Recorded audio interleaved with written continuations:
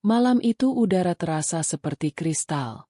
Dingin, tajam, dan penuh dengan kilau buatan. Pendingin ruangan di Grand Ballroom Hotel Bintang 5 ini bekerja dengan sangat baik, mengirimkan embusan hawa sejuk yang membuat kulit Kania meremang di balik gaun sutra berwarna zamrud yang memeluk tubuhnya. Gaun ini, yang harganya bisa membayar uang muka sebuah rumah sederhana, terasa seperti baju zirah. Malam ini adalah malam penobatan suaminya, Wisnu. Dan ia, sebagai sang permaisuri, harus tampil tanpa celah. Ia tersenyum, senyum yang telah ia latih selama 10 tahun pernikahan mereka. Senyum yang bisa berarti apa saja, persetujuan, kebahagiaan, atau sekadar topeng untuk menyembunyikan kelelahan. Kerumunan orang berdengung di sekelilingnya seperti lebah di sarang emas. Para pria dalam setelan jas mahal, para wanita dalam gaun malam yang berkilauan, semua tertawa dengan nada yang terlalu tinggi, memegang gelas-gelas sampanye yang ramping seolah itu adalah piala. Kania mengenal sebagian besar wajah mereka. Para istri direktur lain yang selalu menatapnya dengan campuran rasa iri dan kagum. Iri karena suaminya, Wisnu, adalah bintang yang sedang naik daun di perusahaan, dan kagum karena Kania sendiri berasal dari keluarga yang namanya sudah besar bahkan sebelum Wisnu tahu cara mengeja kata saham. Mereka tidak tahu, atau mungkin pura-pura tidak tahu, bahwa sebagian besar modal awal perusahaan Wisnu berasal dari warisan yang Kania cairkan, dari penjualan sebidang tanah milik neneknya yang ia relakan tanpa berpikir dua kali. Bagi mereka, Kania hanyalah istri yang beruntung. "Kania, kau tampak memukau malam ini," sapa seorang wanita dengan anting berlian yang menjuntai hampir menyentuh bahunya. Kania mengenalnya sebagai istri kepala divisi pemasaran. Ia membalas dengan senyum dan pujian yang sama datarnya. Basa-basi adalah tarian yang harus ia kuasai, dan ia adalah penari yang ulung. Matanya berkeliling mencari Wisnu. Suaminya sedang berada di tengah lingkaran kecil para petinggi perusahaan, tertawa terbahak-bahak. Tangannya menepuk punggung salah satu dari mereka dengan penuh percaya diri. Wisnu tampak begitu hidup di bawah sorotan lampu. Ia dilahirkan untuk berada di panggung seperti ini. Dan Kania, ia yang membangun panggung itu, balok demi balok, paku demi paku, dengan uang, koneksi, dan pengorbanan waktu yang tak terhitung jumlahnya. Ia ingat hari-hari awal mereka. Tinggal di sebuah apartemen sewaan yang sempit, di mana bau cat lembab menempel di dinding. Wisnu, dengan mata berapi-api dan setumpuk proposal yang lebih tebal dari bantal mereka, akan berbicara tanpa henti tentang mimpinya. Dan Kania, yang baru saja menyelesaikan kuliah bisnisnya dengan predikat cum laude, mendengarkan.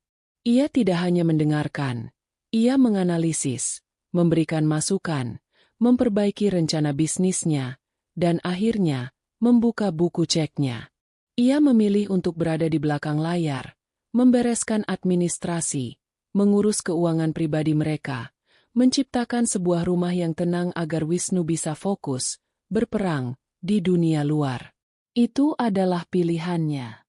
Sebuah pilihan yang didasari oleh cinta. Cinta yang naif. Pikirnya sekarang dengan sedikit getir. Seorang pelayan melintas dengan nampan berisi minuman. Kania mengambil segelas air putih. Ia harus menjaga kepalanya tetap jernih. Acara puncak akan segera dimulai. Pembawa acara sudah naik ke atas panggung. Suaranya yang menggelegar membelah dengungan percakapan, meminta perhatian semua orang. Jantung Kania mulai berdebar sedikit lebih cepat. Ini dia. Momen yang telah Wisnu kerjakan selama bertahun-tahun. Momen di mana ia akan diakui sebagai direktur terbaik tahun ini. Dan tanpa mengurangi rasa hormat, penghargaan paling bergengsi malam ini, Astra Excellence Award untuk direktur terbaik tahun ini, jatuh kepada Bapak Wisnu Pradipta. Tepuk tangan membahana. Riuh, gemuruh, memekakan telinga.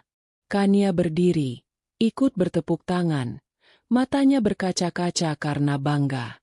Ia melihat Wisnu memeluk beberapa orang di sekitarnya sebelum berjalan menuju panggung.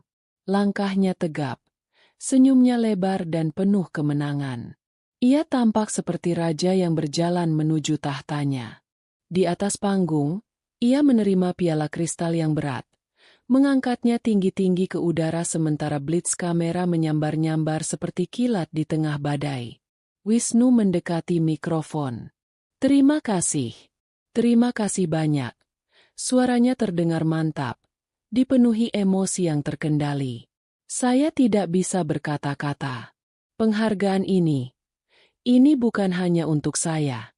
Ini untuk seluruh tim yang telah bekerja keras tanpa lelah." Ia berhenti sejenak, matanya menyapu seluruh ruangan. Kania mengira tatapan mereka akan bertemu. Ia sudah menyiapkan senyum termanisnya, sebuah anggukan kecil yang mengatakan, "Aku bangga padamu." Tapi mata Wisnu melewatinya begitu saja, seolah ia hanyalah bagian dari dekorasi ruangan. "Ada banyak orang yang harus saya ucapkan terima kasih," lanjut Wisnu. "Dewan direksi atas kepercayaannya, rekan-rekan kerja atas dukungannya." Ia kembali berhenti. Kali ini senyumnya menjadi lebih lembut, lebih personal. Tapi di balik setiap kesuksesan, selalu ada inspirasi. Ada seseorang yang menjadi mercusuar di tengah badai, yang menjadi alasan saya untuk terus mendorong diri saya hingga ke batas kemampuan. Jantung Kania berdebar kencang. Inilah saatnya. Setelah 10 tahun berada di balik bayang-bayang, mungkin malam ini Wisnu akhirnya akan menyebut namanya di depan semua orang. Ia merasakan pipinya mulai memanas. Antisipasi yang manis menjalari dirinya. Seseorang yang percayanya kepada saya tidak pernah goyah. Seseorang yang energinya menular dan kecerdasannya menginspirasi saya setiap hari. Kania tersenyum lebih lebar. Itu pasti dirinya. Siapa lagi? Dan saya ingin berbagi momen ini dengannya. "Fania, bisakah kamu naik ke atas panggung bersamaku?" Nama itu terdengar seperti pecahan kaca di telinga Kania. Fania, bukan Kania. Nama itu asing, namun terasa familiar. Ia melirik ke meja tempat para manajer muda duduk. Seorang wanita muda yang cantik, dengan gaun merah menyala yang kontras dengan gaun zamrudnya, berdiri dengan anggun. Itu Fania, manajer proyek baru di tim Wisnu. Kania pernah bertemu dengannya sekali di acara makan malam informal. Seorang wanita yang cerdas, ambisius, dan menatap suaminya dengan cara yang seharusnya tidak ia lakukan. Dengungan di dalam ruangan berubah. Dari tepuk tangan menjadi bisik-bisik yang ingin tahu. Semua mata kini tertuju pada Fania yang berjalan anggun menuju panggung, lalu beralih ke Kania, sang istri, yang berdiri membeku di tempatnya. Senyum di wajah Kania terasa kaku, seperti topeng porselen yang retak. Ia bisa merasakan ratusan pasang mata menusuknya, penuh dengan rasa ingin tahu, kasihan, dan beberapa di antaranya, kepuasan yang tersembunyi. Di atas panggung, Wisnu menyambut Fania dengan senyum hangat. Ia meraih tangan wanita itu, menggenggamnya erat. Mereka berdiri berdampingan, piala kristal berada di antara mereka. Tampak seperti pasangan yang serasi. Blitz kamera kembali berpendar liar, mengabadikan momen yang akan menjadi berita utama di buletin internal perusahaan besok. Lalu, Wisnu kembali ke mikrofon. Tangannya masih menggenggam tangan Fania. Ia menatap wanita di sampingnya dengan tatapan memuja yang pernah Kania lihat dulu. Tatapan yang sudah bertahun-tahun tidak ia terima. "Inilah," kata Wisnu. Suaranya bergema di seluruh penjuru ballroom yang mendadak senyap. "Inilah orang yang menjadi support system sejati saya selama ini. Fania, tanpamu, aku tidak akan berada di sini malam ini." Dunia Kania runtuh. Bukan runtuh dengan suara ledakan yang dahsyat, tapi runtuh dalam keheningan yang mematikan. Udara di paru-parunya seakan tersedot habis. Tepuk tangan yang kembali terdengar kali ini terasa seperti hantaman di wajahnya. Setiap tepukan adalah tamparan. Ia melihat Wisnu, Suaminya, pria yang ia bangun dari nol, kini berdiri di puncak kejayaannya sambil memegang tangan wanita lain dan menghapus seluruh eksistensi Kania dari sejarah hidupnya. Ia bukan lagi sang arsitek. Ia bahkan tidak dianggap sebagai fondasi. Ia hanyalah tanah kosong tempat orang lain membangun istananya. Ia tidak ingat bagaimana ia berhasil menjaga senyum bekunya tetap di tempat. Ia tidak ingat bagaimana ia menerima ucapan selamat yang canggung dari beberapa orang yang berani mendekatinya. Yang ia ingat hanyalah rasa dingin. Rasa dingin yang merayap dari ujung kakinya, naik ke tulang punggungnya, dan menetap di hatinya, mengubahnya menjadi sebongkah es. Di tengah kebisingan pesta perayaan itu, di tengah panggung kehancurannya sendiri, Kania tidak meneteskan air mata. Ia hanya berdiri di sana, gaun zamrudnya terasa seperti kain karung, dan di dalam keheningan jiwanya, sebuah keputusan telah dibuat. Keputusan yang dingin, tajam, dan tanpa ampun. Persis seperti udara malam itu. Perjalanan pulang terasa lebih lama dari 1 dekade pernikahan mereka. Mobil sedan mewah buatan Jerman itu melaju membelah jalanan ibu kota yang basah oleh sisa gerimis. Interiornya yang terbuat dari kulit dan kayu terbaik terasa seperti peti mati yang sempit. Keheningan di antara mereka begitu pekat, begitu berat, hingga rasanya Kania bisa menyentuhnya. Ini bukan keheningan yang menenangkan setelah hari yang panjang. Ini adalah keheningan yang memekakan, keheningan yang syarat dengan kata-kata yang tidak terucap, pengkhianatan yang tidak termaafkan. Wisnu memegang kemudi dengan kedua tangannya. Buku-buku jarinya memutih. Ia tidak menyalakan radio. Ia hanya fokus pada jalanan di depannya. Rahangnya mengeras. Ia melirikannya sesekali dari sudut matanya. Mungkin mengharapkan sebuah ledakan. Teriakan, tangisan, atau rentetan pertanyaan. Itu adalah reaksi yang normal. Reaksi yang bisa ia tangani, reaksi yang bisa ia redam dengan permintaan maaf yang dibuat-buat atau alasan yang terdengar masuk akal. Tapi Kania tidak memberinya apa-apa. Kania hanya duduk diam di kursinya. Ia menatap keluar jendela, pada lampu-lampu kota yang berpendar kabur seperti kenangan yang memudar. Ia tidak menangis. Matanya kering dan terasa panas. Air mata adalah untuk kesedihan. Untuk rasa kehilangan. Apa yang ia rasakan sekarang sudah melampaui itu semua. Ini adalah sesuatu yang lain. Sesuatu yang dingin dan hampa. Seolah-olah seseorang telah masuk ke dalam dirinya dan mematikan semua saklar emosi. Yang tersisa hanyalah logika murni, yang berputar seperti mesin yang baru saja dihidupkan. Ia memutar ulang kejadian di atas panggung itu dalam benaknya. Bukan dengan emosi seorang istri yang dikhianati, tetapi dengan ketelitian seorang analis yang sedang meninjau sebuah kesalahan investasi. Wisnu yang memanggil nama Fania. Wisnu yang menggenggam tangannya. Dan kalimat itu, kalimat terkutuk yang akan selamanya terpatri di otaknya. Inilah support system sejati saya selama ini. Kalimat itu bukan sekadar pengakuan perselingkuhan. Itu adalah sebuah deklarasi. Deklarasi bahwa 10 tahun hidup Kania, pengorbanannya, dukungannya, modalnya, semuanya dianggap tidak ada. Nol. Kosong. Ia telah dihapus dari narasi kesuksesan suaminya sendiri di depan umum. Ini bukan lagi soal hati yang terluka. Ini adalah soal harga diri yang diinjak-injak hingga lumat. Mobil akhirnya memasuki gerbang rumah mereka. Sebuah rumah besar di kawasan elit, dengan taman yang terawat rapi dan pilar-pilar tinggi yang menyiratkan kemapanan. Rumah yang cicilannya lunas tahun lalu berkat bonus besar Wisnu. Bonus dari sebuah proyek yang idenya berasal dari diskusi tengah malam mereka di meja makan. Ironis. Setiap sudut rumah ini terasa seperti pengingat akan kontribusinya. Kontribusi yang kini telah dinafikan. Begitu mesin mobil mati, keheningan menjadi semakin tak tertahankan. Wisnu akhirnya membuka mulutnya. Suaranya terdengar serak. Kau tidak akan mengatakan apa-apa. Kania tidak menoleh. Ia hanya terus menatap garasi di depan mereka. Apa yang perlu dikatakan? Jawabnya.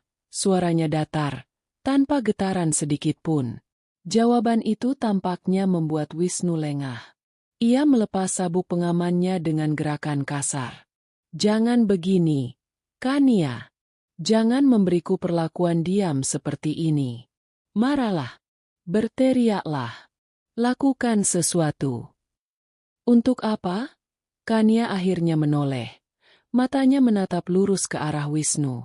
Di bawah cahaya temaram dari lampu taman, ia melihat suaminya dengan jelas untuk pertama kalinya setelah sekian lama. Ia tidak melihat pria yang ia cintai, pria yang ia dukung. Ia melihat seorang pria arogan yang diselimuti oleh keegoisan. Seorang pria asing yang kebetulan telah berbagi tempat tidur dengannya selama 10 tahun. Semuanya sudah sangat jelas, bukan? Kau sudah menjelaskannya di depan ratusan orang. Wisnu menghela napas, mengusap wajahnya dengan frustrasi. Dengar, aku tahu bagaimana kelihatannya. Bagaimana kelihatannya? Potong Kania. Nada suaranya masih tetap dingin. Kelihatannya persis seperti apa adanya. Kau mempermalukanku. Kau menghapusku. Kau menempatkan wanita lain di posisiku di momen terbesarmu. Tidak ada interpretasi lain, Wisnu. Mereka keluar dari mobil dan masuk ke dalam rumah yang terasa seperti museum.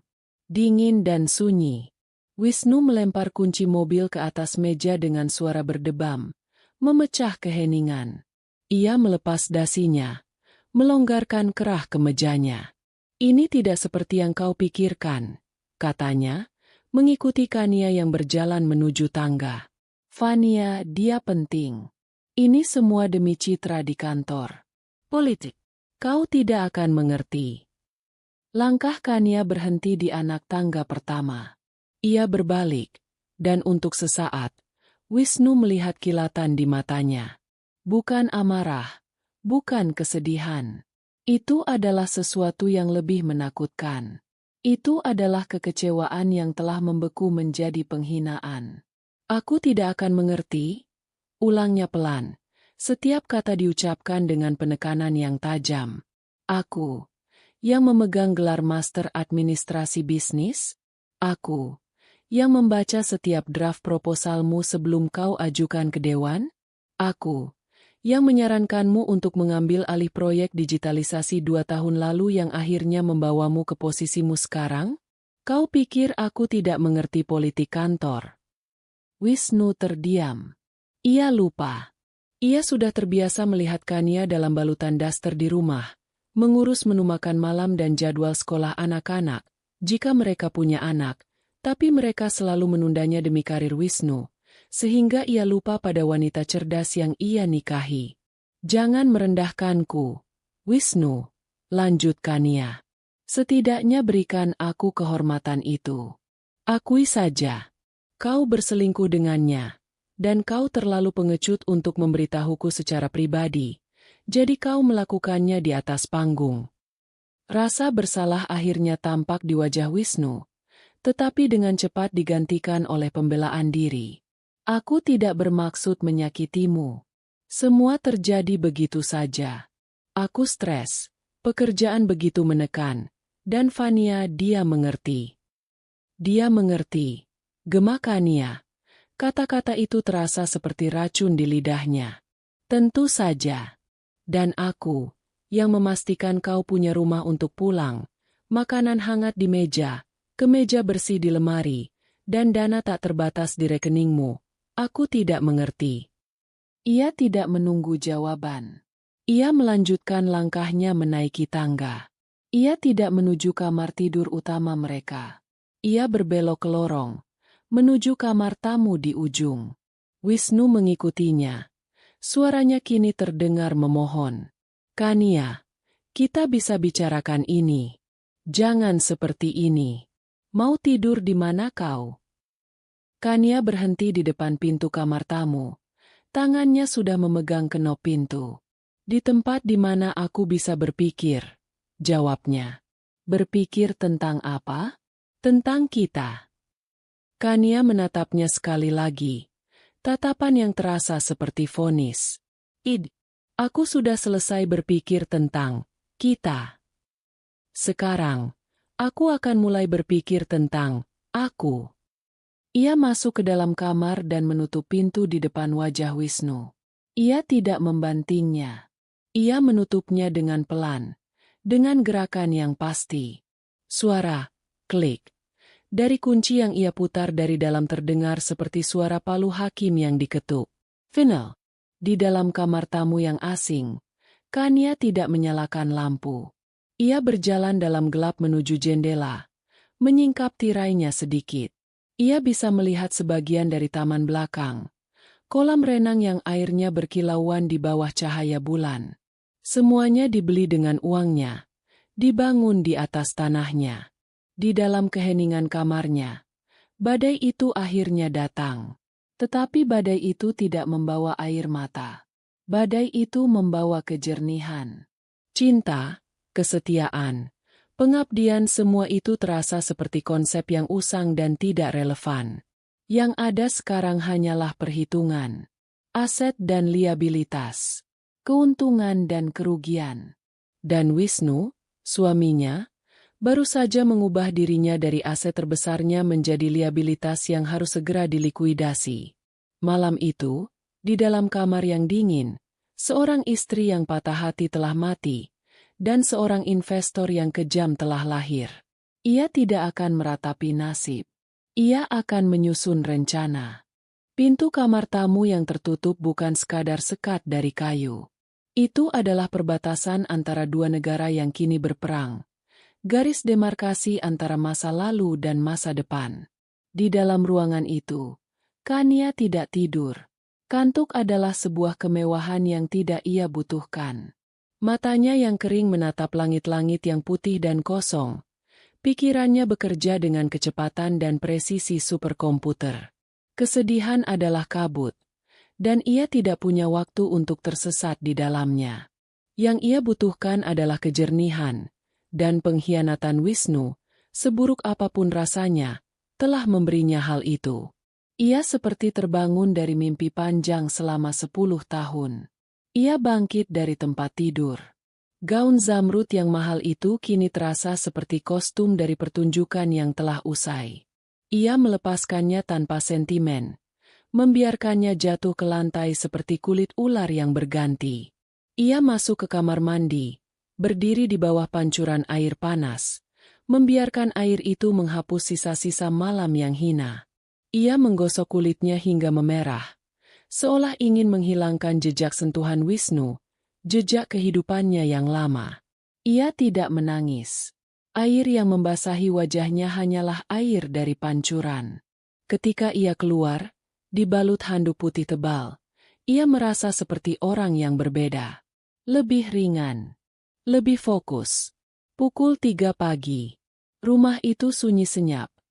Hanya detak jam kuno di ruang keluarga yang terdengar seperti hitungan mundur.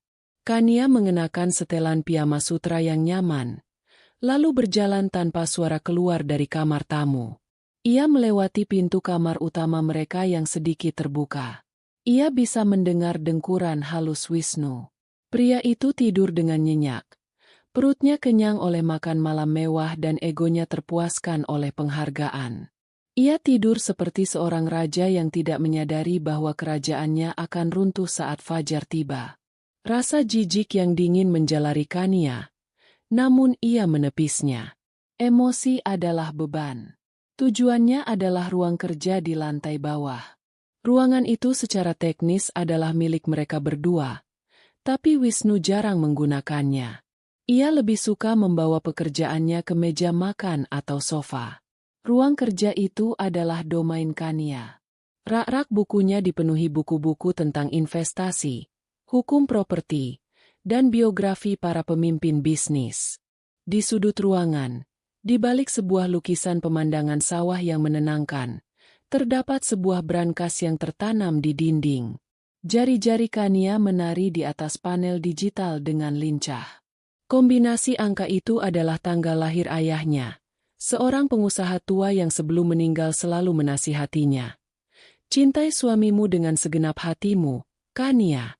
Tapi urus asetmu dengan segenap otakmu. Jangan pernah mencampur adukan keduanya. Nasihat yang bijak, yang ia ikuti bahkan ketika ia sedang dimabuk cinta. Pintu brankas yang tebal terbuka tanpa suara. Di dalamnya tidak banyak perhiasan. Perhiasan bisa dibeli. Yang ada di dalamnya adalah sumber kekuatannya yang sebenarnya. Ia mengeluarkan map-map yang tersusun rapi. Map pertama, yang paling tebal, berisi perjanjian pranikah mereka. Ia membukanya. Ia masih ingat betapa tersinggungnya Wisnu saat ia menyodorkan dokumen ini seminggu sebelum pernikahan mereka. "Kau tidak percaya padaku?" tanyanya dengan nada terluka.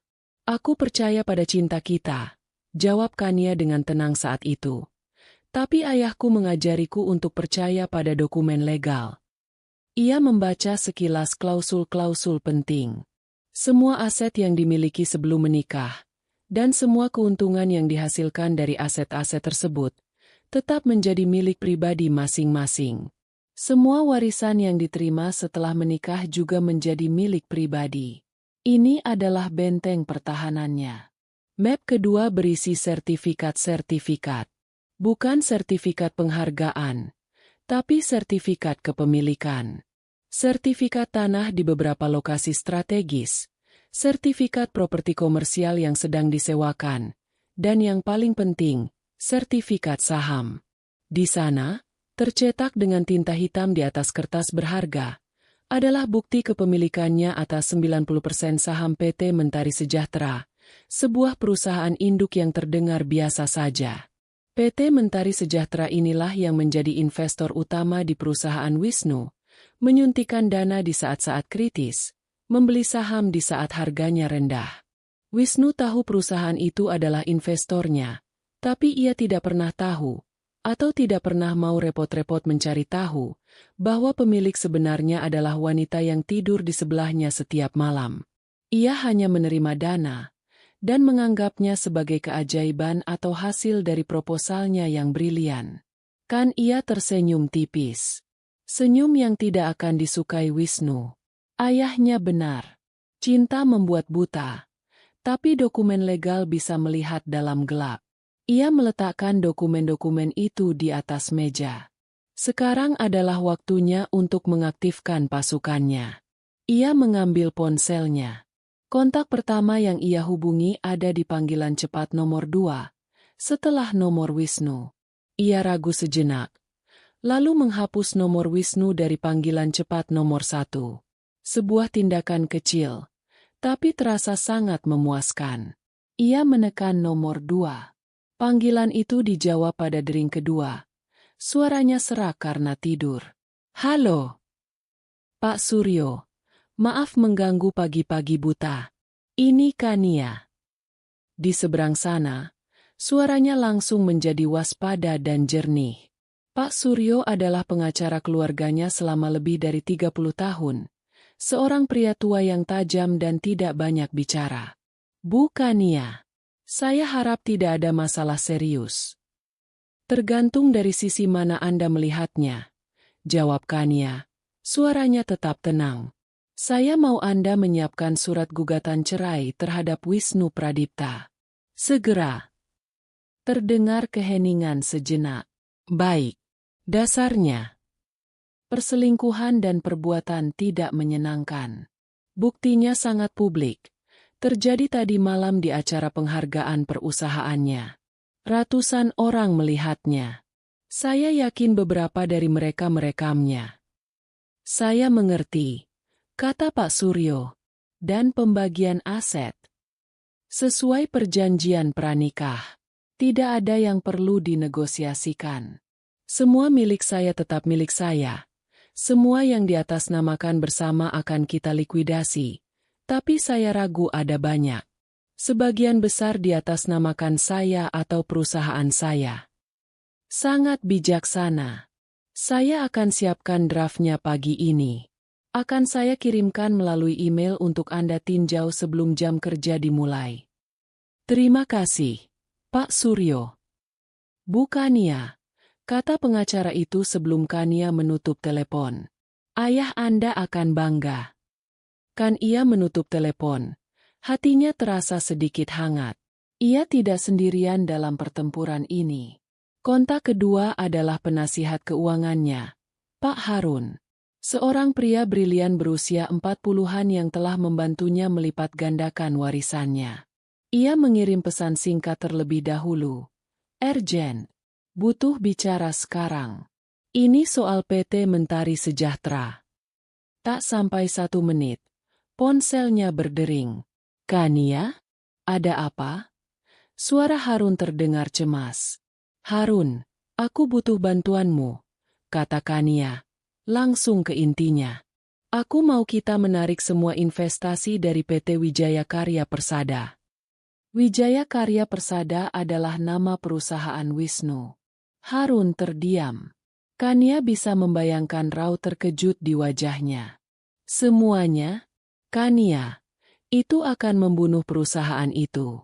Arus kas mereka bergantung pada jalur kredit kita.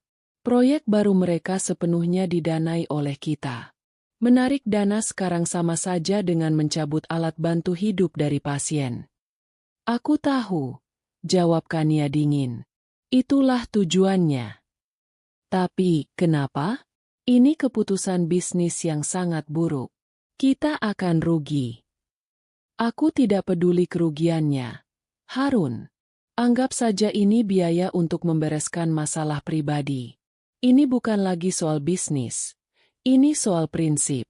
Kerugian finansialnya bisa kita cari lagi nanti. Yang penting pesannya tersampaikan. Ia berhenti sejenak, lalu menambahkan. Lakukan secara bertahap tapi cepat. Mulai dengan pembekuan jalur kredit. Kirim pemberitahuan resmi pagi ini juga.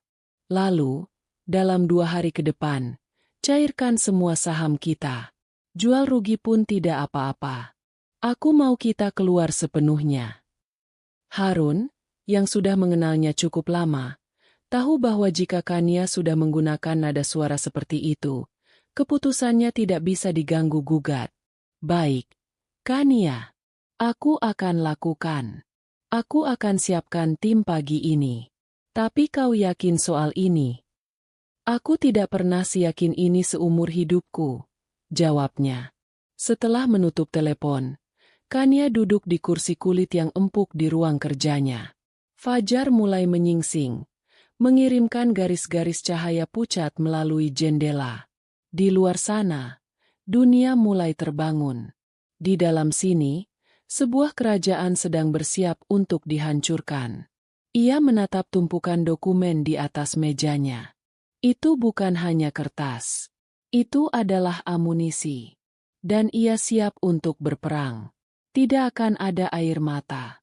Hanya akan ada strategi, eksekusi, dan kemenangan mutlak. Wisnu terbangun dengan perasaan seolah ia adalah raja dunia. Kepalanya sedikit pusing akibat sisa sampahnya semalam. Tapi egonya melambung tinggi. Penghargaan kristal itu berdiri dengan gagah di atas nakas. Memantulkan cahaya pagi yang masuk melalui jendela. Ia meraihnya. Merasakan bebannya yang solid di tangannya. Ini adalah bukti. Bukti bahwa semua kerja kerasnya, semua malam yang ia habiskan di kantor, semua pengorbanan, telah terbayar. Ia berguling di tempat tidur. Tangannya secara otomatis mencari sosok Kania di sebelahnya. Kosong. Ia mengerutkan kening. Lalu ingatan tentang pertengkaran semalam kembali merayap masuk. Kania tidur di kamar tamu. Wisnu mendengus. Wanita memang terlalu emosional. Kania hanya perlu waktu untuk mendinginkan kepalanya. Lalu ia akan sadar bahwa apa yang Wisnu lakukan semalam adalah langkah strategis yang brilian. Membawa Fania ke atas panggung akan memperkuat posisinya di mata para manajer muda yang loyal pada Fania. Itu semua demi bisnis. Kania akan mengerti pada akhirnya. Ia selalu mengerti. Dengan penuh percaya diri, ia bangkit dari tempat tidur dan bersiap-siap untuk ke kantor. Ia memilih setelan jas termahalnya, dasi sutra berwarna marun, dan jam tangan Swiss yang berkilauan di pergelangan tangannya. Saat ia turun ke bawah, ia melihat Kania sudah duduk di meja makan, membaca tablet sambil menyesap tehnya. Ia tampak tenang, terlalu tenang. Ia tidak terlihat seperti wanita yang habis menangis semalaman. Ini sedikit aneh, tapi Wisnu mengabaikannya. Pagi, sapanya, mencoba terdengar santai sambil mengambil sepotong roti. Pagi, jawab Kania tanpa mengalihkan pandangan dari tabletnya. Dengar, soal semalam. Wisnu memulai, siap dengan pidato permintaan maafnya yang setengah hati. Tidak perlu dibahas lagi, potong Kania. Akhirnya menatapnya. Matanya jernih dan dingin. Semuanya sudah jelas. Wisnu merasa lega. Ia salah mengartikan ketenangan Kania sebagai tanda penerimaan. Baguslah kalau kau mengerti. Aku tahu kau akan. Aku mau sarapan dengan tenang. Wisnu, bisakah? Nada suaranya tidak mengizinkan adanya bantahan. Wisnu mengangkat bahu, menghabiskan rotinya dengan cepat, lalu bergegas pergi. Ia harus tiba di kantor lebih awal untuk menikmati pujian dari para bawahannya. Dan benar saja, begitu ia melangkah masuk ke lobi kantornya, ia disambut seperti pahlawan yang baru kembali dari medan perang. Ucapan selamat datang dari segala penjuru. Para karyawan tersenyum lebih lebar. Para manajer menepuk punggungnya. Fania menunggunya di depan lift, memberinya senyuman penuh kemenangan. Selamat pagi, bos. Atau haruskah aku bilang, direktur terbaik? Simpan pujianmu, Fania. Masih banyak pekerjaan yang harus dilakukan, kata Wisnu, mencoba terdengar rendah hati, meskipun hatinya membengkak karena bangga. Hari itu dimulai dengan sempurna. Namun, kesempurnaan itu tidak bertahan lama. Sekitar pukul 10 pagi, saat ia sedang memimpin rapat evaluasi, ponselnya bergetar. Panggilan dari Direktur Keuangan, Pak Teddy. Seorang pria paruh baya yang selalu tampak cemas. Wisnu menolak panggilannya. Ia tidak suka diganggu saat rapat. Tapi ponselnya bergetar lagi. Dan lagi. Dengan kesal, ia akhirnya meminta izin keluar dari ruang rapat. Ada apa, Teddy? Aku sedang rapat penting. Semburnya begitu menjawab telepon. Masalah besar, Pak Wisnu. Masalah sangat besar. Suara Teddy terdengar panik. Saya baru saja dapat telepon dari Bank Sentral Asia. Mereka membekukan seluruh jalur kredit perusahaan kita. Efektif sejak 1 jam yang lalu. Jantung Wisnu serasa berhenti berdetak sejenak. Apa? Bagaimana bisa? Kita tidak pernah telat membayar. Reputasi kita bagus. Jalur kredit itu adalah napas perusahaan. Tanpanya, semua operasional, pembayaran gaji, dan tagihan supplier akan macet total. Mereka bilang penjamin utama kita, PT Mentari Sejahtera, menarik jaminan mereka. Tanpa pemberitahuan.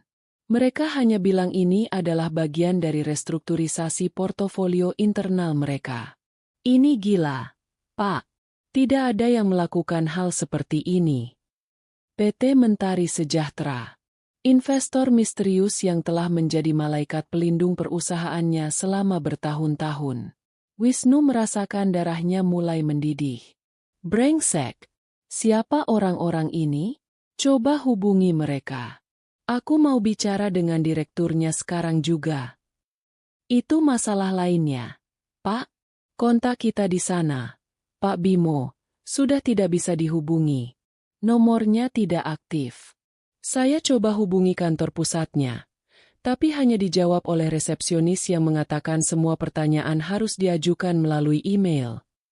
Ini tidak masuk akal. Ini adalah sabotase. Wisnu kembali ke ruang rapat dengan wajah pucat. Ia membubarkan rapat dengan alasan ada urusan darurat. Ia membanting pintu ruangannya, mencoba berpikir jernih. Ini pasti ulah salah satu pesaingnya. Ya, pasti itu. Mereka iri dengan penghargaannya. Sebelum ia sempat menyusun rencana, sebuah email masuk ke komputernya. Subjeknya, Pemberitahuan penghentian pendanaan proyek Aris. Pengirimnya, Departemen Legal PT Mentari Sejahtera. Dengan tangan gemetar, Wisnu membukanya. Email itu singkat, padat, dan brutal. Isinya menyatakan bahwa PT Mentari Sejahtera, sebagai investor tunggal, menarik seluruh dananya dari proyek Aris, proyek pembangunan pusat data baru yang menjadi andalan Wisnu tahun ini. Penarikan dana berlaku efektif segera. Proyek Aris adalah mahakaryanya. Proyek bernilai triliunan rupiah yang akan melambungkan nama perusahaannya ke level berikutnya. Tanpa dana itu, proyek itu mati. Tumpukan beton dan baja di lokasi konstruksi akan menjadi monumen kegagalannya. Wisnu merasa mual. Ia membanting tinjunya ke meja. "Siapa Mentari Sejahtera ini?" teriaknya di ruangannya yang kosong. Ia menyuruh sekretarisnya untuk mencari tahu semua tentang perusahaan itu. Profilnya, dewan direksinya, pemiliknya. Semua. Sore itu berlalu seperti dalam mimpi buruk. Teleponnya tidak berhenti berdering. Kepala proyek, kontraktor, supplier, semua menanyakan kepastian dana. Ia tidak punya jawaban. Fania masuk ruangannya. Wajahnya yang cantik kini dihiasi kekhawatiran. "Wisnu, ada apa?" Semua orang di luar panik. "Bukan apa-apa. Hanya masalah kecil arus kas. Aku bisa menanganinya," bentak Wisnu, tidak ingin terlihat lemah di depannya. Fania tampak tidak yakin, tapi ia memilih untuk tidak bertanya lebih lanjut. Ia hanya meletakkan secangkir kopi di mejanya lalu pergi. Support system. Sejatinya tampak tidak begitu mendukung saat krisis pertama datang. Malam itu, Wisnu pulang dengan perasaan hancur. Semua kemegahan pagi tadi terasa seperti kenangan dari kehidupan orang lain. Ia masuk rumah, berharap bisa melampiaskan frustrasinya pada Kania. Mungkin bertengkar hebat untuk melepaskan tekanan. Ia menemukan Kania sedang duduk di sofa ruang keluarga, membaca sebuah buku dengan tenang, ditemani secangkir teh herbal yang aromanya menenangkan. Ia tampak seperti sebuah pulau kedamaian di tengah badai yang mengamuk di dalam diri Wisnu.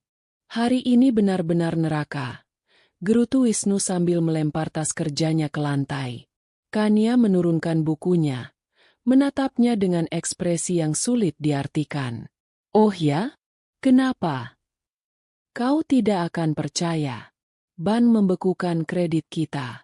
Lalu investor utama proyek terbesarku tiba-tiba menarik semua dananya.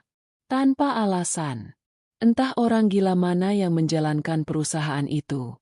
Mereka mencoba menghancurkanku. Kania. Mereka iri padaku." Ia berjalan mondar-mandir seperti singa dalam kandang. Ia berhenti dan menatap Kania, mengharapkan simpati, dukungan, atau setidaknya, sebuah pelukan. Kania hanya menatapnya dengan tenang. "Investor yang mana?" tanyanya pelan. "PT Mentari Sejahtera. Pernah dengar?" "Mungkin juga tidak. Mereka sangat tertutup. Tapi mereka menusukku dari belakang." Kan ia menyesap tehnya. "Kasihan sekali," katanya. Suaranya datar. "Lalu, apa rencanamu?" Wisnu tercengang. "Hanya itu? Kasihan sekali? Tidak ada kepanikan? Tidak ada tawaran bantuan?" "Aku tidak tahu. Aku sedang memikirkannya. Setidaknya kau bisa menunjukkan sedikit simpati, kan?" Kania menutup bukunya, meletakkannya dengan rapi di atas meja. Ia berdiri. "Aku sudah lelah, Wisnu. Aku mau tidur." Ia berjalan melewati Wisnu begitu saja, menuju kamar tamu. Wisnu berdiri terpaku di tengah ruang keluarga yang luas. Ia merasa sangat sendirian. Ia menatap punggung istrinya yang menjauh. Ada sesuatu dalam ketenangan Kania yang membuatnya merinding. Sesuatu yang dingin dan tidak terjangkau. Ia sama sekali tidak sadar bahwa ia baru saja menceritakan detail awal kehancurannya kepada sang arsitek kehancuran itu sendiri. Karpet di bawah kakinya telah ditarik, dan ia bahkan belum menyadari siapa yang memegang ujungnya. Jika hari sebelumnya adalah gempa bumi, maka hari-hari berikutnya adalah rentetan gempa susulan yang tak kunjung henti, masing-masing meretakkan fondasi perusahaan Wisnu lebih jauh lagi. Wisnu datang ke kantor dengan tekad membara untuk memadamkan api. Ia meyakinkan dirinya sendiri bahwa ini hanyalah kemunduran sementara, sebuah ujian bagi kepemimpinannya. Ia akan menemukan investor baru, menegosiasikan ulang utang bank, dan menunjukkan kepada para pengecut di PT Mentari Sejahtera bahwa ia tidak bisa dihancurkan dengan mudah. Arogansinya adalah rakit penyelamat di tengah lautan kepanikan yang mengancam menelannya. Tapi rakit itu terbuat dari kayu lapuk. Pukulan pertama datang bahkan sebelum ia sempat menyesap kopi paginya. Telepon di mejanya berdering tanpa henti. Itu adalah para supplier. Pak Joko, pemasok utama komponen elektronik mereka selama 7 tahun, adalah yang pertama. Suaranya yang biasanya ramah kini terdengar tegang. Pak Wisnu, saya dengar ada masalah arus kas di perusahaan Bapak. 2 faktur kami sudah jatuh tempo minggu lalu dan belum dibayar. Tim keuangan Bapak hanya terus berkata, sedang diproses. Wisnu mencoba menenangkannya dengan pesona yang biasa ia gunakan. Tenang, Pak Joko. Hanya masalah administrasi perbankan. Bapak tahu sendiri kan, birokrasi. Dana akan cair paling lambat besok. Tapi pesonanya tidak lagi mempan. Maaf, Pak Wisnu. Saya tidak bisa mengambil risiko. Pengiriman komponen untuk batch produksi berikutnya saya tahan dulu sampai pembayaran lunas. Saya punya karyawan yang harus digaji.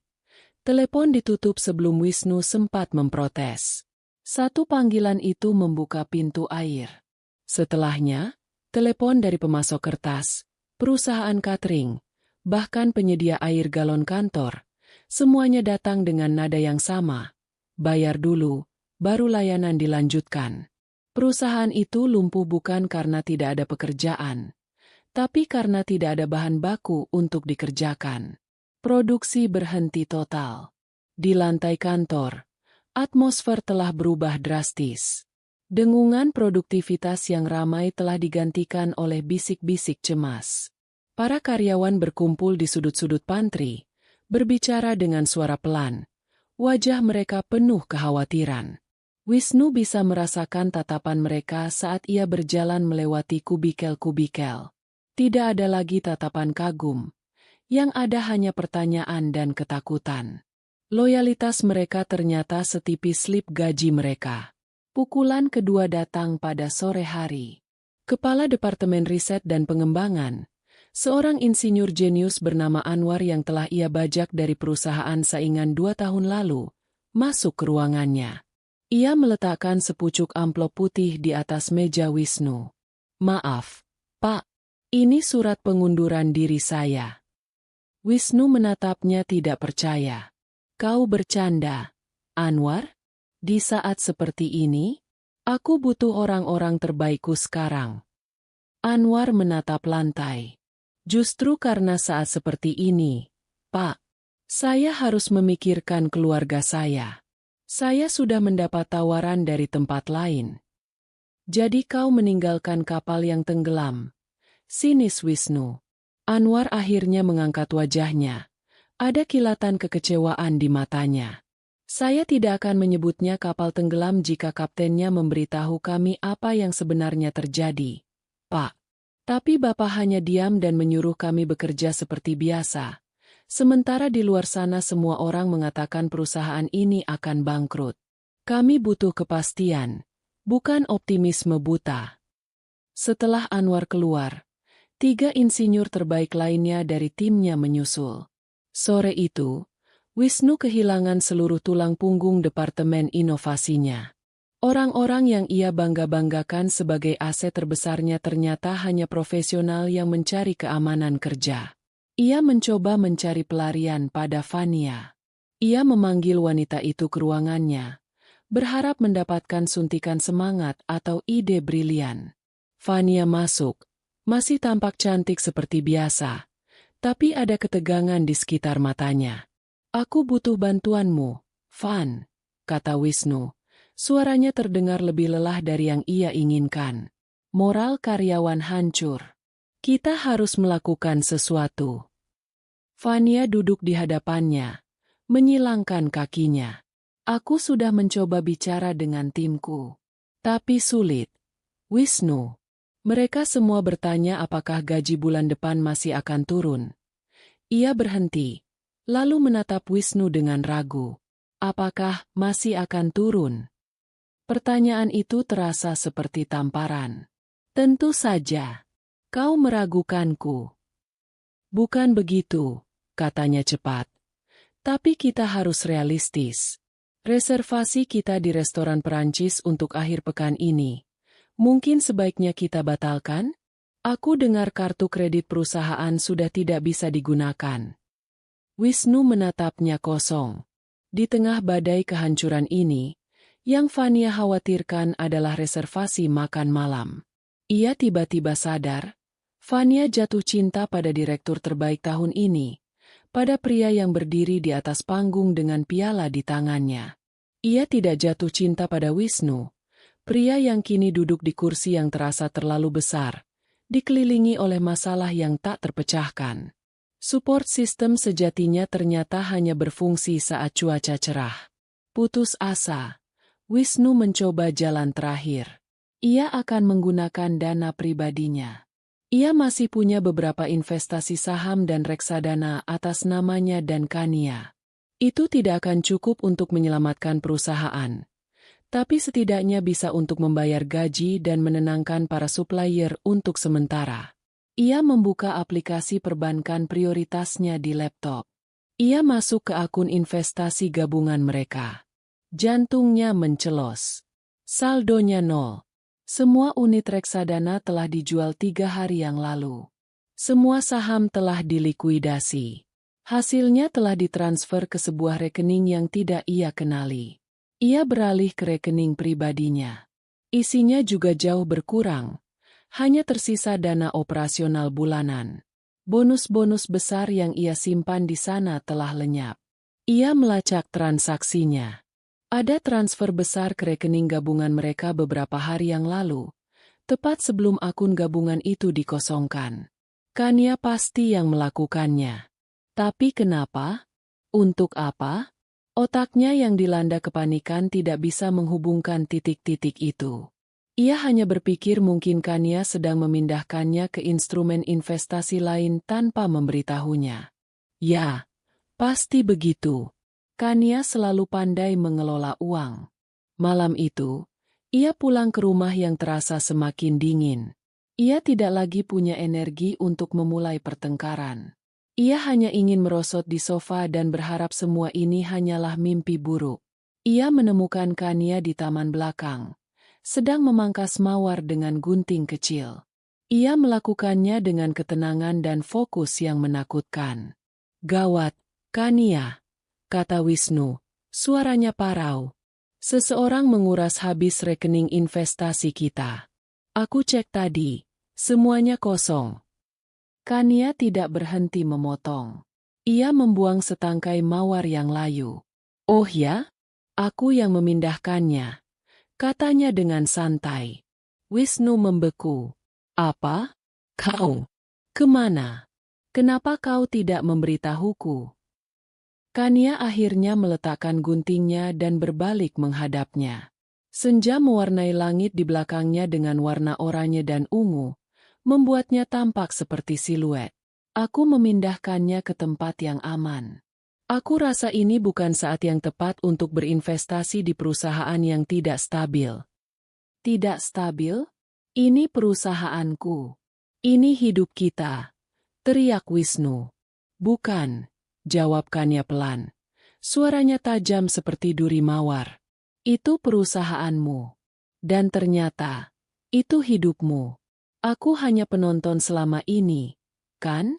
Sekarang aku memutuskan untuk menarik uangku dari pertunjukan ini. Dinding terakhir di benak Wisnu mulai retak.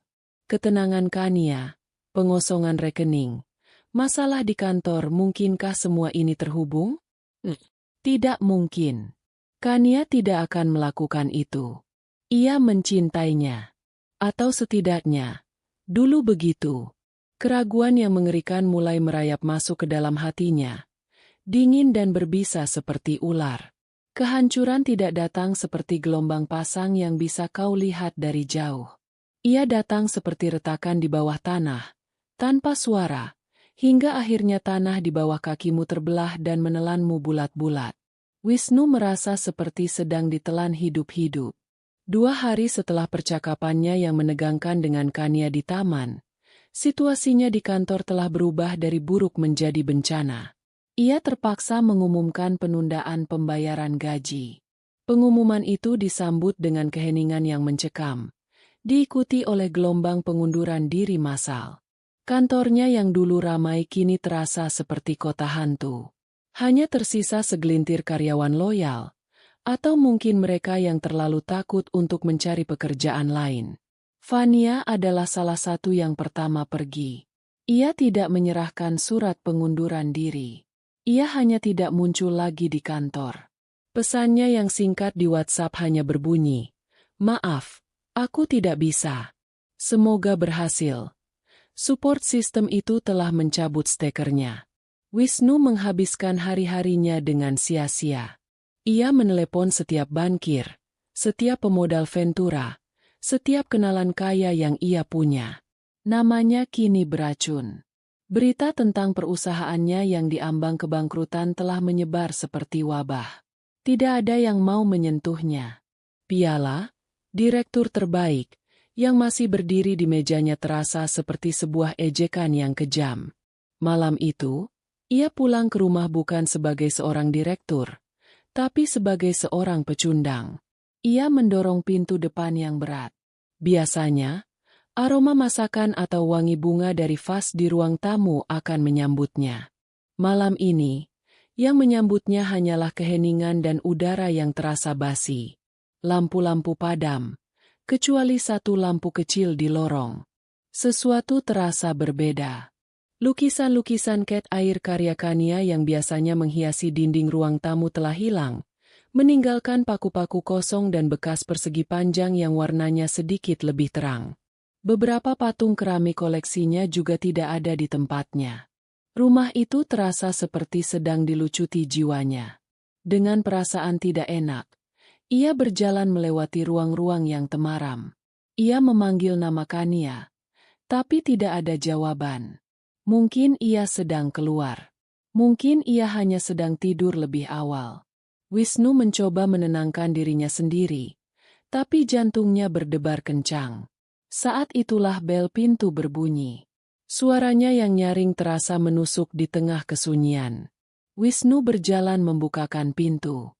Seorang kurir berjaket oranye berdiri di depannya, menyodorkan sebuah tablet elektronik dan sebuah amplop coklat tebal. "Paket untuk Bapak Wisnu Pradipta," kata kurir itu datar. Wisnu menandatanganinya dengan linglung, lalu menerima amplop itu. Tidak ada nama pengirim, hanya stempel dari sebuah firma hukum ternama. Mungkin surat somasi dari supplier lagi, pikirnya lelah. Ia menutup pintu dan berjalan ke ruang keluarga, menyalakan satu lampu. Ia merobek amplop itu dengan kasar. Di dalamnya ada setumpuk dokumen yang dijilid rapi. Halaman depannya membuatnya berhenti bernapas. Surat gugatan cerai. Di bawahnya tertera nama penggugat, Kania Ayunindya. Dan tergugat, Wisnu Pradipta. Kakinya terasa lemas. Ia jatuh terduduk di sofa. Tangannya gemetar saat ia membalik halaman demi halaman. Semua tertulis di sana dengan bahasa hukum yang dingin dan brutal. Alasan perceraian. Daftar aset yang tidak akan dibagi karena merupakan harta bawaan penggugat. Tuntutan agar tergugat segera meninggalkan rumah yang kepemilikannya 100% atas nama penggugat. Ponselnya bergetar di sakunya. Sebuah notifikasi email. Dengan pandangan kabur, ia membukanya. Subjeknya, pemberitahuan resmi, deklarasi kebangkrutan dan penyitaan aset PT Wijaya Karya Persada. Email itu dari konsorsium bank. Isinya menyatakan bahwa perusahaannya secara resmi dinyatakan bangkrut. Tim kurator akan datang besok pagi untuk menyegel kantor dan menyita semua aset yang tersisa.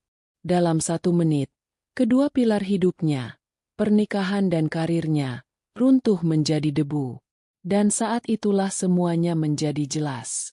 Seperti sambaran petir yang menerangi lanskap yang gelap. PT Mentari Sejahtera.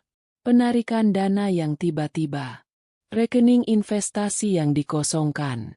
Ketenangan Kania yang menakutkan. Ini semua bukan kebetulan. Ini adalah sebuah rencana. Sebuah serangan yang terkoordinasi dengan sempurna. Kemarahan yang luar biasa. Kemarahan dari seorang pria yang tersudut dan terhina, meledak di dalam dirinya. Ia melompat dari sofa. Surat cerai itu diremasnya di tangannya. Ia berlari menaiki tangga, menuju kamar tamu. Ia tidak mengetuk. Ia menendang pintunya hingga terbuka. Kania ada di sana. Ia tidak terkejut. Ia sedang melipat pakaian terakhirnya ke dalam sebuah koper besar yang terbuka di atas tempat tidur.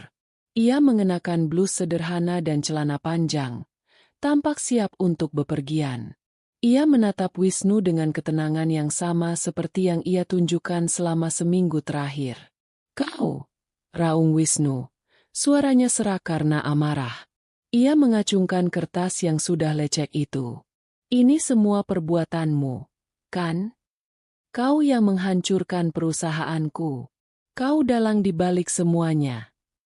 Kania berhenti melipat. Ia menatap lurus ke mata Wisnu yang memerah. Tidak ada rasa takut di matanya. Hanya ada kelegaan yang dingin. "Ya," jawabnya singkat. Satu kata itu menghantam Wisnu lebih keras daripada ribuan pukulan. "Kenapa?" bisik Wisnu. Energinya tiba-tiba terkuras habis. "Kenapa kau melakukan ini padaku, Kania? Aku pikir kau mencintaiku." Kania tertawa. Bukan tawa yang riang, tapi tawa yang kering dan penuh ironi. "Cinta? Kau bicara tentang cinta?" Kau berdiri di atas panggung di depan semua orang, memegang tangan wanita lain, dan mengatakan dialah support system MU yang sejati. Kau menghapus 10 tahun hidupku seolah aku ini tidak pernah ada. Kau tidak hanya menghancurkan hatiku, Wisnu. Kau mencoba menghancurkan harga diriku. Jadi, aku memutuskan untuk menunjukkan padamu seperti apa support system MU yang sebenarnya. Ia berjalan mendekati Wisnu, berhenti tepat di hadapannya. "Selama ini, aku adalah sistemnya. Aku modalnya. Aku strateginya. Aku jaring pengamannya.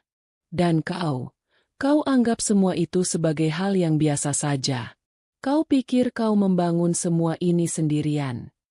Ia menepuk dada Wisnu dengan ujung jarinya.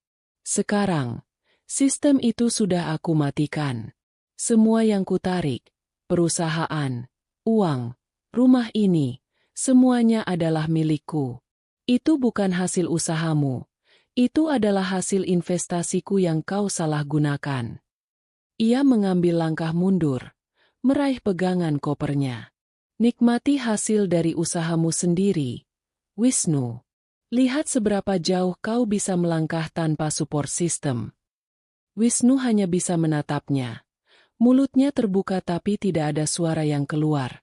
Ia melihat istrinya, mantan istrinya, wanita yang ia anggap remeh, kini berdiri di hadapannya sebagai sang eksekutor. Wanita yang telah merencanakan kejatuhannya dengan presisi seorang jenderal perang. Kania berjalan melewatinya, menarik kopernya di belakangnya. Ia tidak menoleh ke belakang. Suara roda koper yang beradu dengan lantai marmer adalah satu-satunya suara di ruangan itu, mengiringi langkahnya keluar dari rumah itu, dan keluar dari kehidupan Wisnu selamanya. Wisnu ditinggalkan sendirian, di dalam kamar yang bukan miliknya, di dalam rumah yang akan segera diambil darinya, dengan sisa-sisa hidupnya yang hancur berkeping-keping di tangannya. Ia akhirnya jatuh berlutut, Bukan karena kelelahan, tapi karena beban dari pemahaman yang mengerikan itu. Ia telah kehilangan segalanya. Dan ia sendiri yang telah menyerahkan palu godam kepada orang yang menghancurkannya. Proses perceraian itu berjalan secepat dan sebrutal sebuah eksekusi. Wisnu, yang kini tak mampu membayar pengacara papan atas, hanya diwakili oleh seorang pengacara muda yang gugup dari kantor hukum kecil. Di seberang meja, duduklah Pak Suryo, pengacara Kania. Seekor serigala tua berbulu domba yang membantai setiap argumen dari pihak Wisnu dengan presisi seorang ahli bedah. Perjanjian pranikah yang dulu dianggap Wisnu sebagai tanda ketidakpercayaan dari Kania, kini menjadi nisan bagi kehidupan finansialnya. Dokumen itu kokoh seperti benteng. Setiap klausulnya adalah tembok yang tidak bisa ditembus. Di dalam ruang mediasi yang dingin dan berbau kertas tua, Wisnu melihat Kania untuk pertama kalinya sejak malam itu. Kania tidak menatapnya dengan benci. Kebencian masih menyisakan sebersit gairah, secuil koneksi. Tatapan Kania lebih buruk dari itu. Ia menatap Wisnu seolah-olah Wisnu adalah sepotong furnitur yang tidak relevan di dalam ruangan. Tatapan kosong, dingin, dan penuh ketidakpedulian. Saat hakim mengetukkan palu, mengesahkan perceraian mereka dan menegaskan bahwa Wisnu tidak berhak atas 1 sen pun dari aset Kania. Kania hanya mengangguk singkat pada pengacaranya, berdiri, dan berjalan keluar tanpa menoleh sedikit pun. Bagi Kania, proses itu adalah transaksi bisnis yang telah selesai. Bagi Wisnu, itu adalah akhir dari dunianya. Ia keluar dari gedung pengadilan di tengah hari yang terik, merasa lebih telanjang daripada saat ia dilahirkan. Ia bukan lagi Wisnu Pradipta, sang direktur. Ia hanyalah Wisnu, sebuah nama tanpa gelar, tanpa kekayaan, tanpa masa depan. Mimpi buruknya tidak berhenti di situ. Seminggu kemudian, sebuah surat resmi tertempel di pintu depan rumahnya. Surat perintah pengosongan. Ia diberi waktu 7 hari untuk mengambil barang-barang pribadinya dan pergi. Rumah itu, yang selama ini menjadi simbol statusnya, kini menjadi monumen kemenangannya yang telah sirna. Pada hari pengosongan, sebuah truk pindahan besar datang. Bukan untuknya, tapi untuk Kania. Beberapa pekerja yang efisien masuk dan mulai mengemasi barang-barang berharga. Lukisan, perabotan antik, koleksi porselen, semua yang memiliki nilai. Wisnu hanya bisa berdiri di sudut, menyaksikan hidupnya dibongkar dan dimasukkan ke dalam kotak-kotak. Ia hanya diizinkan mengambil pakaiannya, buku-bukunya, dan beberapa barang pribadi yang tidak berharga. Barang-barang itu ia masukkan ke dalam beberapa kotak kardus bekas yang ia dapat dari supermarket. Saat ia menyeret kotak-kotak itu keluar ke halaman depan yang terawat sempurna, ia melihat tetangganya mengintip dari balik tirai. Rasa malu membakar wajahnya lebih panas dari sengatan matahari. Pukulan berikutnya datang saat ia mencoba menyalakan mobilnya untuk pergi. Mobil itu tidak menyala. Lalu ia melihatnya. Sebuah truk derek berhenti di depan gerbangnya. 2 orang turun. Salah satunya menunjukkan surat penarikan kendaraan dari perusahaan leasing. Cicilan 3 bulan terakhir belum terbayar. Tanpa sepatah kata pun, mereka menderek mobil sedan mewah itu pergi, meninggalkan Wisnu yang berdiri di trotoar bersama tumpukan kotak kardus, seperti korban bencana alam. Ia kini benar-benar tidak punya apa-apa. Tidak ada rumah, tidak ada mobil, dan rekening banknya menipis dengan cepat hanya untuk membeli makanan. Ia terpaksa menjual satu-satunya aset yang tersisa padanya, jam tangan Swissnya. Ia membawanya ke sebuah toko jam bekas di pusat perbelanjaan.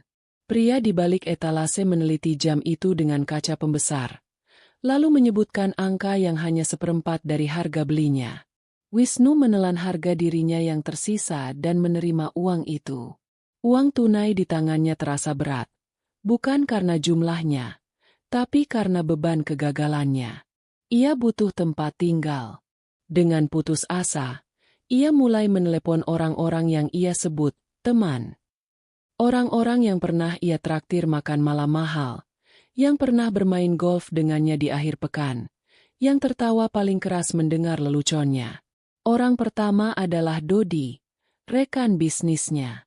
"Wah, maaf sekali, Wisnu," kata Dodi dengan nada yang dibuat-buat prihatin. "Apartemenku kecil sekali. Lagi pula istriku sedang tidak enak badan. Mungkin lain kali." Ya, Wisnu tahu ia berbohong. Orang kedua adalah Harry, teman kuliahnya. Jawabannya lebih canggung lagi. "Aduh, bro, bukannya nggak mau bantu. Tapi mertuaku lagi nginap di rumah. Penuh banget. Coba hubungi yang lain, deh." Panggilan ketiga, keempat, dan kelima berakhir dengan pola yang sama. Penolakan halus, alasan yang dibuat-buat, janji kosong untuk menelepon balik. Ia tiba-tiba menyadari bahwa lingkaran pertemanannya bukanlah jaring pengaman, melainkan kumpulan lintah yang hanya menempel saat ia masih berdarah segar dengan kesuksesan. Kini setelah ia kering kerontang, mereka semua melepaskan diri. Malam itu, dengan uang hasil penjualan jam tangannya, Wisnu menyewa sebuah kamar di sebuah losmen murah di pinggiran kota. Tempat itu berbau apak dan lembab. Cat di dindingnya mengelupas, dan spraynya terasa agak lengket. Ia merebahkan diri di atas kasur yang pernya menusuk punggungnya, menatap langit-langit yang bernoda bekas bocor. Lampu neon di luar jendela berkedip-kedip, mengirimkan cahaya yang sakit ke dalam kamarnya yang suram. Di tengah kesunyian yang hanya dipecah oleh suara lalu lintas di kejauhan, ia akhirnya sendirian dengan pikirannya. Tidak ada lagi gangguan, tidak ada lagi penolakan. Yang ada hanya kenyataan pahit. Ia mencoba mencari-cari kesalahan. Ia menyalahkan Kania yang dianggapnya pendendam dan kejam. Ia menyalahkan teman-temannya yang tidak setia. Ia menyalahkan para investor yang panik. Ia menyalahkan Fania yang meninggalkannya.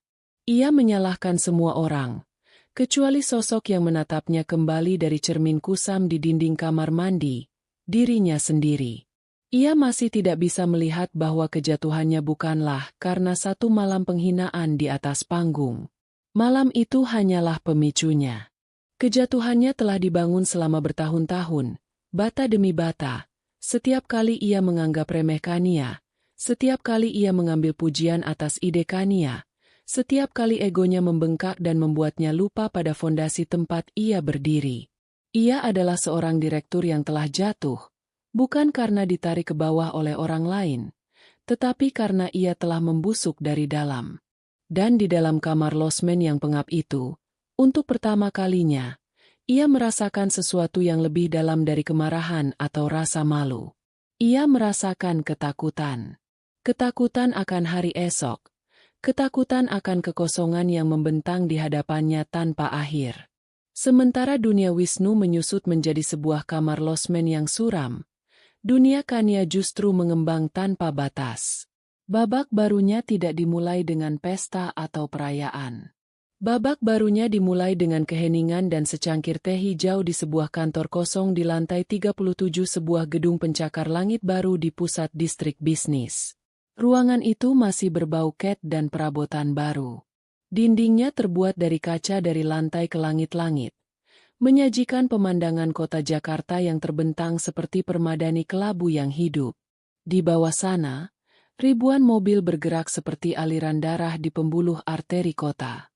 Dulu, ia hanya melihat pemandangan seperti ini dari restoran mewah saat menemani Wisnu. Sekarang, pemandangan ini adalah miliknya. Ia menempelkan nama perusahaan barunya di pintu kaca dengan tangannya sendiri. Kalyana Capital. Kalyana, dalam bahasa Sanskerta, berarti keberuntungan, kebajikan, dan keindahan. Itu adalah nama tengah yang diberikan ibunya, nama yang jarang ia gunakan. Sekarang, ia merebutnya kembali. Nama itu adalah representasi dari apa yang ingin ia bangun. Sesuatu yang tidak hanya menguntungkan, tapi juga bajik dan indah. Kalyana Capital adalah firma investasi butik. Modalnya adalah semua aset yang berhasil ia amankan dari reruntuhan pernikahan dan bisnis Wisnu. Misinya sederhana namun radikal, mendanai dan membimbing perusahaan rintisan, startup, yang didirikan oleh perempuan. Ia telah melihat dengan mata kepala sendiri bagaimana dunia bisnis yang didominasi laki-laki seringkali meremehkan ide-ide brilian hanya karena ide itu datang dari seorang perempuan. Ia pernah menjadi salah satunya. Ia tidak akan membiarkan itu terjadi pada orang lain jika ia bisa menolongnya. Harun, penasihat keuangannya yang setia, adalah orang pertama yang ia rekrut. Ia memberikan Harun posisi sebagai Chief Investment Officer. "Kau gila, Kania," kata Harun saat pertama kali mendengar ide itu, meskipun matanya berbinar.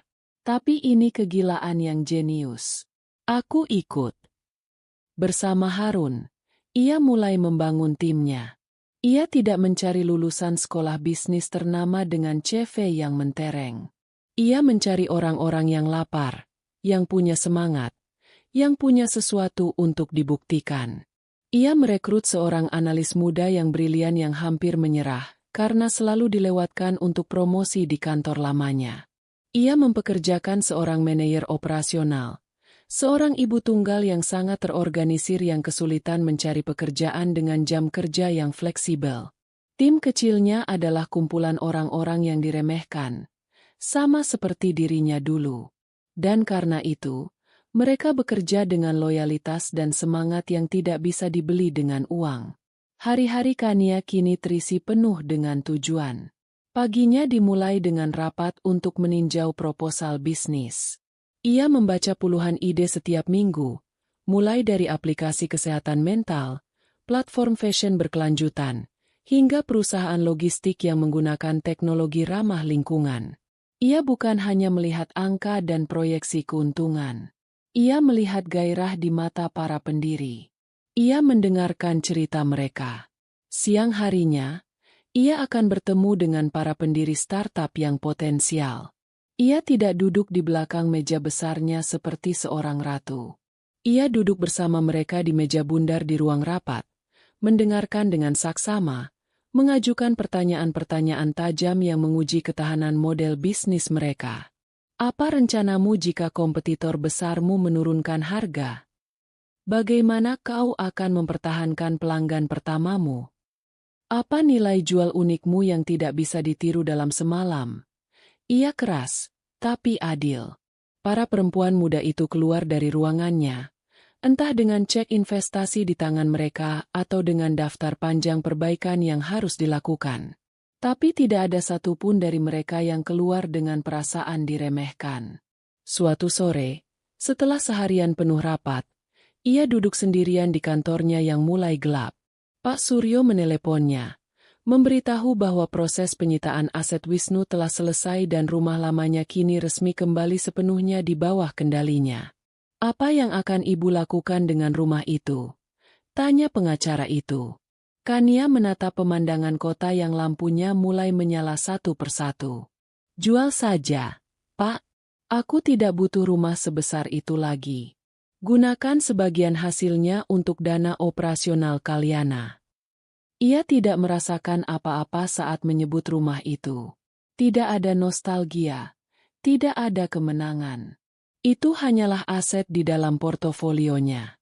Sebuah properti yang harus dilikuidasi. Sama seperti hubungannya dengan Wisnu.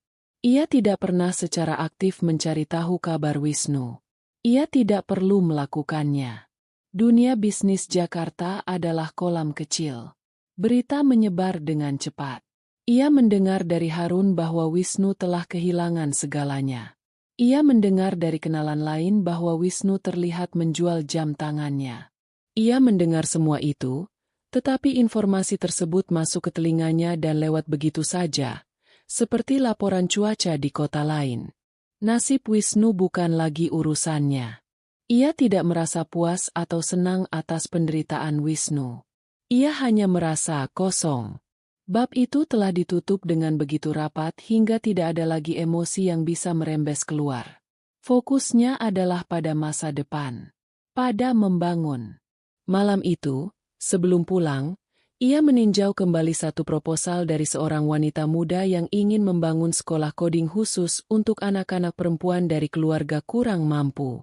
Proyeksinya ambisius, risikonya tinggi.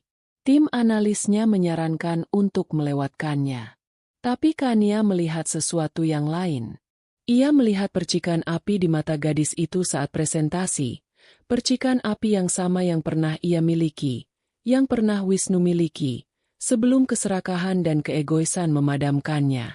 Ia mengangkat telepon dan menelepon Harun. Harun, soal proposal, kode untuk semua, itu. Kita ambil. Siapkan draft investasinya. Di seberang sana, Harun terkejut. Tapi Kania, risikonya. Setiap hal yang berharga dalam hidup ini punya risiko. Potong Kania. Matanya menatap lampu-lampu kota yang berkilauan. Aku bertaruh pada orangnya, bukan hanya pada angkanya. Saat ia menutup telepon, ia tersenyum untuk pertama kalinya hari itu. Senyum yang tulus. Ia tidak lagi membangun panggung untuk orang lain. Ia kini membangun jembatan. Dan perasaan itu jauh lebih memuaskan daripada balas dendam manapun. Ia telah menemukan babak barunya. Bukan dengan menghancurkan masa lalunya, tapi dengan berinvestasi pada masa depan. 1 tahun telah berlalu. Waktu, seperti air, mengikis tepian yang tajam dari kenangan, menghaluskannya menjadi kerikil-kerikil tumpul yang tidak lagi bisa melukai. Bagi Kania, 1 tahun itu terasa seperti seumur hidup yang baru. Kalyana Capital tidak lagi hanya sebuah ide ambisius, tetapi telah menjadi nama yang disegani di dunia investasi. Ia telah berhasil mendanai 7 perusahaan rintisan, menciptakan lebih dari 100 lapangan kerja baru, dan yang terpenting, membuktikan bahwa berinvestasi pada perempuan adalah strategi bisnis yang cerdas. Ia tidak lagi tinggal di apartemen. Beberapa bulan yang lalu, ia membeli sebuah penthouse di puncak gedung yang sama dengan kantornya.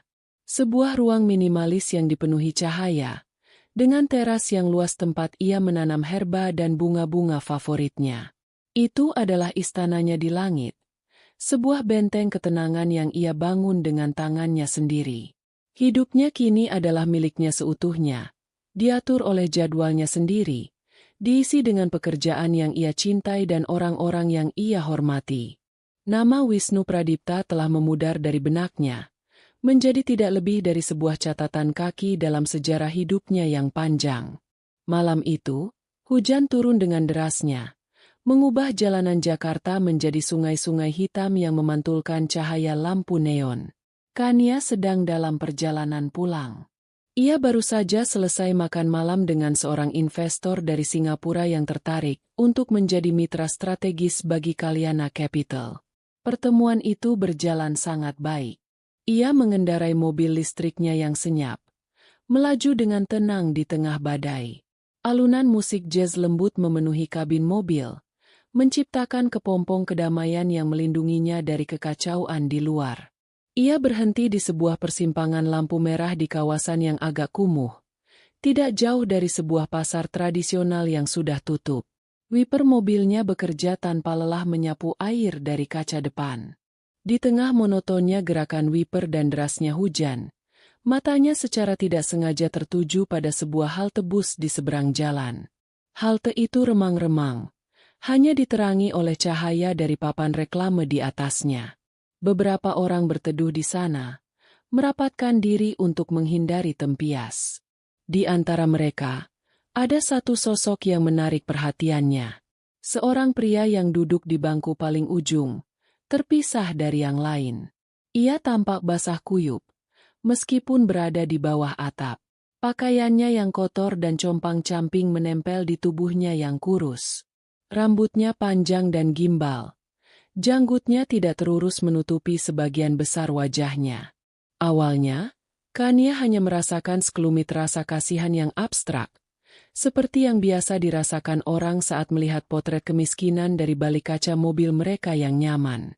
Hanya satu dari sekian banyak wajah tanpa nama yang menjadi bagian dari pemandangan kota. Ia hendak membuang muka saat pria itu tiba-tiba batu. batuk yang keras dan dalam, yang membuat seluruh tubuhnya terguncang. Ia mengangkat wajahnya sejenak ke arah cahaya, dan pada saat itulah, waktu seolah berhenti bagi Kania. Jantungnya seperti diremas. Ia mengenali wajah itu. Di balik kotoran dan rambut yang acak-acakan, di balik tatapan mata yang kosong dan putus asa, di balik tulang pipi yang menonjol karena kurang gizi, itu adalah wajah Wisnu. Dunia di luar mobilnya seakan lenyap. Suara hujan dan musik jazz memudar menjadi keheningan. Yang ada hanyalah citra mengerikan di depannya. Wisnu, suaminya selama 10 tahun. Wisnu, direktur terbaik yang berdiri angkuh di atas panggung. Wisnu, pria yang pernah ia cintai dengan segenap hatinya. Kini hanyalah sesosok bayangan yang menggigil kedinginan di tepi jalan. Tidak lebih dari seorang gelandangan. Ia tidak merasakan kejutan yang meledak-ledak. Yang ia rasakan adalah gelombang dingin yang merayap perlahan di dalam pembuluh darahnya. Ia melihat Wisnu menggosok-gosokkan kedua lengannya, mencoba mencari kehangatan yang sia-sia. Ia melihat pria itu menatap kosong ke arah genangan air di kakinya yang telanjang dan kotor. Tidak ada lagi arogansi di matanya. Tidak ada lagi api ambisi. Yang tersisa hanyalah kekosongan. Kehampaan total. Sebuah kilas balik melintas di benak Kania. Ia teringat malam penghargaan itu. Wisnu dalam setelan jasnya yang sempurna. Rambutnya tertata rapi. Kulitnya bersih dan terawat. Ia teringat senyum kemenangannya saat memegang piala kristal. Bagaimana ia memegang tangan Fania dengan bangga. Bagaimana ia menatap wanita itu dengan penuh pemujaan. Ia membandingkan citra pria berkilauan itu dengan makhluk menyedihkan yang kini ada di hadapannya. Kontrasnya begitu ekstrim, begitu brutal, hingga terasa tidak nyata. Apa yang ia rasakan saat itu? Bukan kemenangan. Ia tidak merasakan kepuasan sedikit pun. Balas dendam, ternyata, adalah hidangan yang saat disajikan terasa hambar dan dingin. Ia juga tidak merasakan belas kasihan. Sosok di seberang jalan itu terlalu asing, terlalu jauh dari pria yang pernah ia kenal. Belas kasihan hanya bisa diberikan pada sesuatu yang masih terhubung dengan kita. Dan koneksi antara Kania dan Wisnu telah terputus sama sekali. Yang ia rasakan adalah sebuah penegasan. Sebuah konfirmasi yang suram bahwa keputusannya setahun yang lalu adalah satu-satunya keputusan yang benar. Ini bukanlah perbuatannya. Ia tidak membuat Wisnu menjadi seperti ini. Ia hanya mengambil kembali apa yang menjadi miliknya. Sisa dari kehancuran ini adalah murni hasil karya Wisnu sendiri. Ketidakmampuannya untuk bangkit, keengganannya untuk menerima kesalahan, kesombongannya yang mencegahnya untuk memulai lagi dari bawah, semua itulah yang telah menyeretnya ke hal tebus yang dingin ini. Klakson dari mobil di belakangnya menyentakkannya kembali ke dunia nyata. Lampu lalu lintas sudah berubah hijau. Ia mengerjapkan matanya, seolah baru saja terbangun dari mimpi. Sejenak, ia ragu. Haruskah ia melakukan sesuatu? Membuka jendela dan memberinya uang? Membelinya makanan hangat? Tapi untuk apa? Itu hanya akan memperpanjang penderitaannya. Memberinya harapan palsu. Itu bukanlah tanggung jawabnya lagi. Wisnu adalah hantu dari masa lalunya. Dan orang tidak seharusnya berinteraksi dengan hantu. Dengan tarikan napas pelan, Kania melepaskan rem. Mobilnya meluncur maju dengan mulus, meninggalkan hal tebus itu di belakang. Ia melirik sekilas ke kaca spion.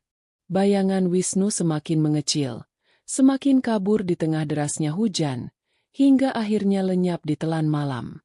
Ia tidak merasakan apa-apa. Tidak ada rasa bersalah, tidak ada kelegaan. Hanya ada kekosongan. Bab itu benar-benar telah berakhir. Ia kini telah melihat halaman terakhirnya, dan ia siap untuk tidak pernah membuka buku itu lagi. Malam itu Kania tidak bisa tidur nyenyak. Bukan karena penampakan Wisnu mengganggunya. Citra itu memang menempel di benaknya, Tetapi bukan sebagai sumber kesedihan atau trauma, melainkan sebagai sebuah titik di akhir sebuah kalimat yang sangat panjang. Ia tidak bisa tidur karena pikirannya terlalu jernih, terlalu aktif. Seolah-olah dengan melihat akhir dari cerita Wisnu, otaknya akhirnya mendapat izin untuk mengarsipkan seluruh folder tentang masa lalunya dan fokus sepenuhnya pada apa yang ada di depan. Ia bangkit dari tempat tidur saat langit di luar masih berwarna nila gelap. Ia berjalan ke teras penthouse-nya. Udara pagi masih dingin, tetapi bersih dan segar setelah diguyur hujan semalaman. Kota di bawahnya masih tertidur. Hanya beberapa kerlip lampu dari kendaraan dini hari yang bergerak di jalanan. Ia menyeduh secangkir kopi hitam pekat. Aromanya yang kaya mengisi udara. Ia berdiri di sana, bersandar pada pagar kaca, menyaksikan salah satu pertunjukan alam paling agung, matahari terbit. Perlahan, cakrawala di timur mulai memerah, mengusir kegelapan. Garis-garis jingga, merah muda, dan emas mulai melukis langit, menyinari puncak-puncak gedung pencakar langit yang tadinya hanya siluet.